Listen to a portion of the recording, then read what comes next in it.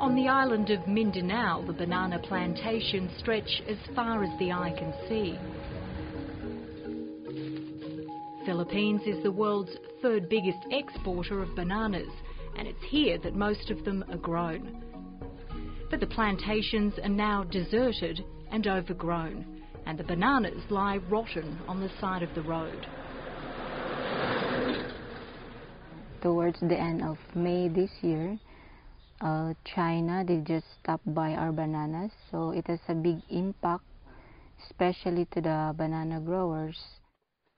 Josephine Kapakwan's family has been growing bananas on this plantation 70 kilometres from Davao City for the past 17 years. Like most small growers here, 90% of her produce is exported to China. But the mother of two says now, instead of packing her bananas off overseas, she's chopping them down and watching them rot away, along with her livelihood. The farm owners are having a hard time to finance their area, especially the farm inputs, and in effect for that, they cannot pay their laborers anymore. Local banana exporter Joseph Calixian is facing the same crisis. For the past 2 months, he hasn't been able to sell any bananas to China, his biggest export market, leaving him stuck with more than 1 million bananas, but still responsible for paying those who work for him. We have to support a lot of people, a lot of families, those that are working for us. Actually, the problem started early March this year when the Chinese quarantine officials discovered some scale insects in one of the containers shipped to China.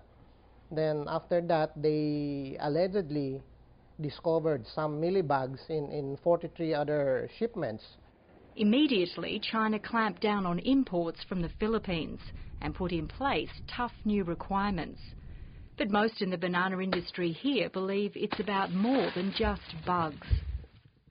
The complaint came very timely when the issue on the disputed islands in the Philippines was at the height of their complaint, or at the height of the issue on the Scarborough Shoal, and that was also the time that they stopped by.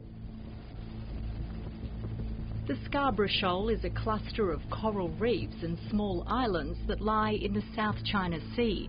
The resource-rich area is claimed by both the Philippines and China, although its location puts it well inside the Philippines' exclusive economic zone, provided for by the UN Convention on the Law of the Sea.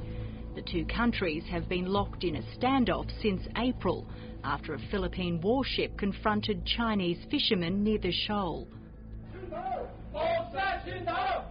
The incident sparked nationalist protests in both countries, which then led Beijing to label the Philippines anti-Chinese. And it issued a travel advisory warning its citizens against visiting the country.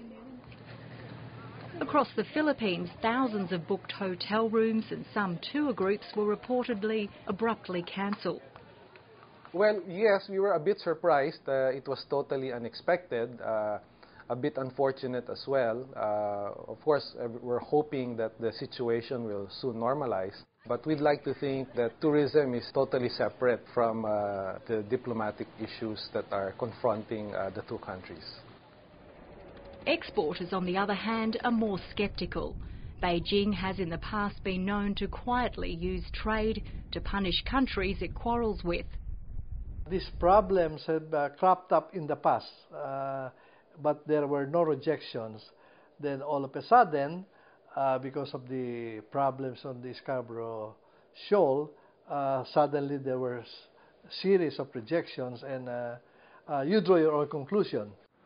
It's estimated that as many as 200,000 people will lose their livelihood if China continues to restrict imports. We export something like $380 million worth of banana each year, and and the bulk of it goes to China. And at the moment, we can't find immediately a reasonable replacement for that. The Philippine Exporters Confederation says there's signs China is beginning to ease its banana rejections after a delegation from the Philippines Ministry of Agriculture and some banana exporters went to China to discuss the problems.